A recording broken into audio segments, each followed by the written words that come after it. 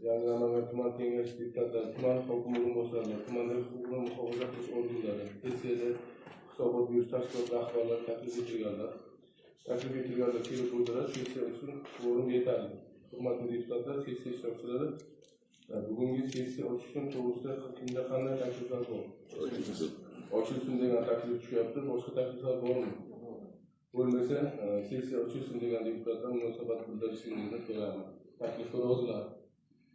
Betaraflar yo'q, qarshilar yo'q. Xalq deputatlari yangilangan tuman kengashining 19-sessiyasini ochiq deb e'lon qilaman. O'zbekiston Davlat Majlisi yaraladi.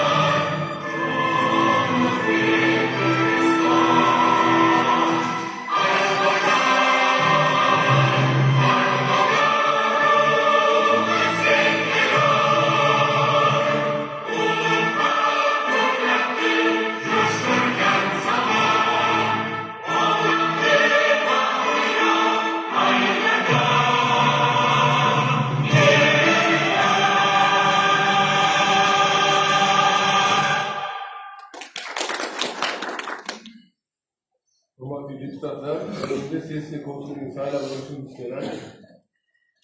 Alixon Jobirxon Qo'shiljonovichni sessiya ko'pchiligiga saylashni taklif etilmoqda. Taklifga boshqa takliflar bormi?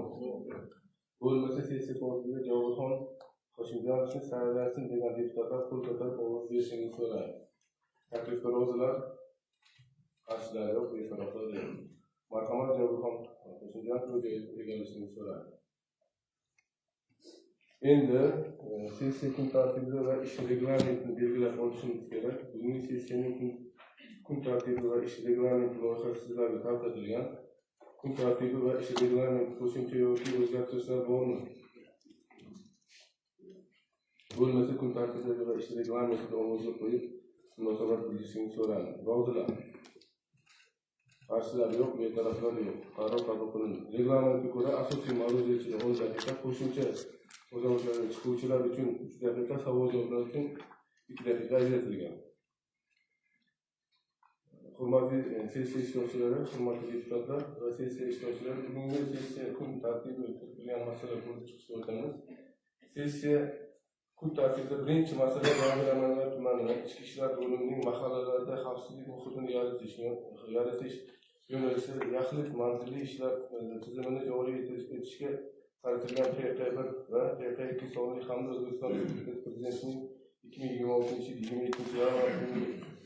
2026 yilda Toshkent shahrida xavfsiz muhitni shakllantirish bo'yicha namunaviy amaliyotni yaratishda qaratilgan chora-tadbirlar to'g'risida o'tkazilgan video-selektor yig'ilishida berilgan topshiriqlar ijrosini ta'minlash hamda Chilonzor tumani tajribasini yangi Namangan tumanida tatbiq etish davlat va jamiyat xavfsizligiga to'g'ridan-to'g'ri tahdid solayotgan uyushgan jinoyatchilik, narkojinoyatchilik, kiberjinoyatchilik hamda yashirin iqtisodiyotning oldini olishga qaratilgan chora-tadbirlar bo'yicha yo'l xaritasini tasdiqlash to'g'risida hisoboti haqida bo'lib, so'z tuman ichki ishlar bo'lim boshlig'i Sobirjon Mirshohov Jumasiga marhamat.